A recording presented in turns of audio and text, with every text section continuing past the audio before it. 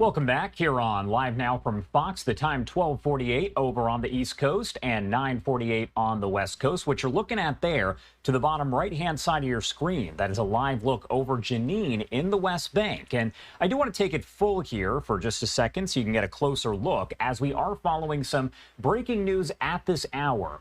We've learned from the Associated Press that an American woman who was taking part in an anti-settlement protest in the West Bank was shot and killed. Now, there are reports that she was shot and killed by Israeli soldiers.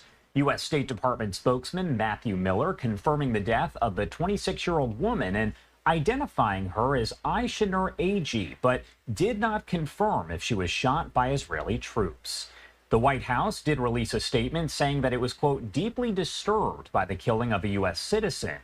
Eygi was also a Turkish citizen, according to a spokesperson for Turkish Foreign Minister's office, who added that the country would exert, quote, all efforts to ensure that those who killed our citizen is brought to justice. Now, we do have this that I want to pop up for you right here.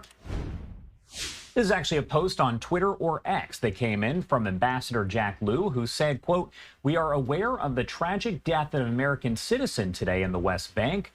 We offer our deepest condolences to her family and loved ones. We are urgently gathering more information about the circumstances of her death, and we'll have more to say as we do learn more. Again, all of this developing at this hour, so we are working to get some more information. Once again, a live look over at Jenin in the West Bank as the sun has now set.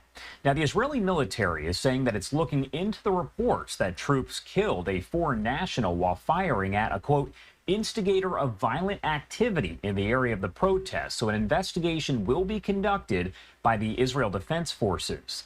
The woman who was fatally shot, we're told, was attending a weekly demonstration against settlement expansion, protests that have grown fairly violent over the past several weeks.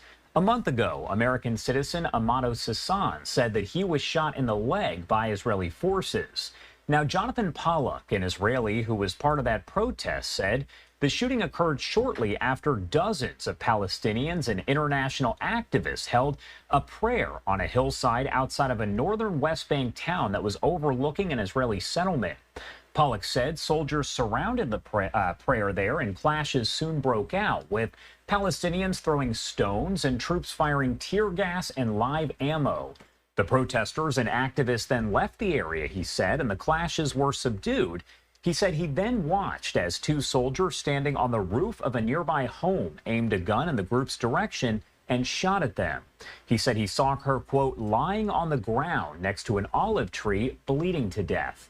We do know that two doctors have come forward and said that she had been shot in the head. Now, again, a lot still left to figure out here as the IDF is investigating, but we know from the U.S. State Department spokesman Matthew Miller that the death is of a 26-year-old woman identified as Aysenur Eygi. They have not confirmed if she was shot by Israeli troops, but we'll keep an eye on the situation as it develops and bring you the latest on Live Now from Fox. Do want to head to a quick break at 12:51 on the East Coast and 9:51 on the West Coast. You're watching Live Now from Fox. We'll be right back.